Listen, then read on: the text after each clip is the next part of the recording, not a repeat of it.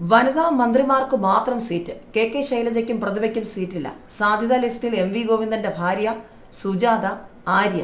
നിയമസഭാ തെരഞ്ഞെടുപ്പ് സിപിഎമ്മിന്റെ കരട് സ്ഥാനാർത്ഥി പട്ടികയിൽ മന്ത്രിമാരായ വനിതകൾ ഒഴികെയുള്ള മിക്ക വനിതാ എംഎൽഎമാർക്കും സീറ്റില്ല. അതാത് ജില്ലാ സെക്രട്ടേറിയറ്റുകൾ സംസ്ഥാന നേതൃത്വത്തിന് കൈമാറിയ പേരുകളിൽ കെ ശൈലജ, പ്രതിഭ, ദലീമ തുടങ്ങിയവർ ഉൾപ്പെട്ടിട്ടില്ല എന്നാണ് വിവരം.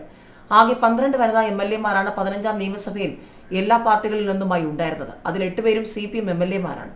അകാലത്തിൽ വിടവാങ്ങിയ കാനത്തിൽ ജമീലയെ ഒഴിച്ചു നിർത്തിയാൽ നിലവിലുള്ള വനിതാ സിപിഎം എംഎൽഎമാർ 7 പേരാണ്. അവരിൽ മന്ത്രിമാരായ വീണ ജോർജ്, ആർ ബിന്ദു, സംവരണ മണ്ഡലമായ കൂങ്കാട് നിന്നുള്ള ശാന്തകുമാരി എന്നിവർക്കൊഴികെ മറ്റ് വനിതാ എംഎൽഎമാർക്ക് ആദ്യഘട്ടത്തിൽ സീറ്റില്ല എന്നാണ് വിവരം.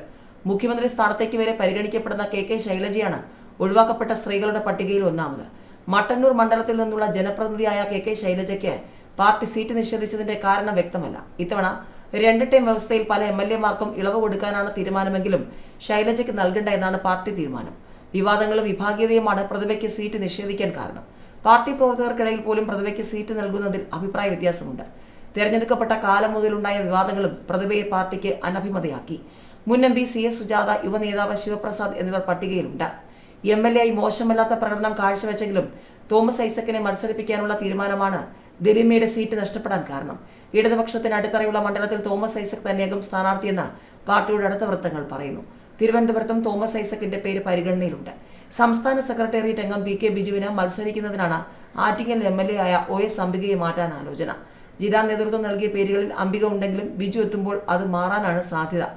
കോങ്ങാട് മണ്ഡലത്തിൽ നിന്നും ശാന്തകുമാരിയുടെ പേരാണ് ജില്ലാ നേതൃത്വം കൊടുത്തിരിക്കുന്നത്. അതിൽ മാറ്റം ഉണ്ടാകാനിടയില്ല. ആരോഗ്യമന്ത്രി വീണ ജോർജ് 3ാം തവണയും ആറന്മുളയും മത്സരിക്കും. ജില്ലാ സംസ്ഥാന നേതൃത്വങ്ങൾക്ക് ഇക്കാര്യത്തിൽ ഒരേ അഭിപ്രായമാണ്. അവിടെ കോൺഗ്രസിന് ഒരു സർപ്രൈസ് സ്ഥാനാർത്ഥിയാകും ഉണ്ടാവുകയെന്നും സൂചനയുണ്ട്. ഉന്നത വിദ്യാഭ്യാസ മന്ത്രി ആർ ബിന്ദു ഇരിങ്ങാലക്കുടയിൽ തന്നെ മത്സരിക്കും. സംസ്ഥാന സെക്രട്ടറി വി ഗോവിന്ദന്റെ ഭാര്യ PK ശ്യാമള മത്സരിക്കുമെന്ന് സൂചനയുണ്ട്. ചിന്താ ജെറോം, PK സൈനബ, അനുശ്രീ കോലോത്ത്, ആര്യ രാജേന്ദ്രൻ തുടങ്ങിയ വനിതകളുടെ പേരുകൾ പല മണ്ഡലങ്ങളിൽ പറഞ്ഞു കേൾക്കുന്നുണ്ടെങ്കിലും തീരുമാനത്തിൽ എത്തിയിട്ടില്ല.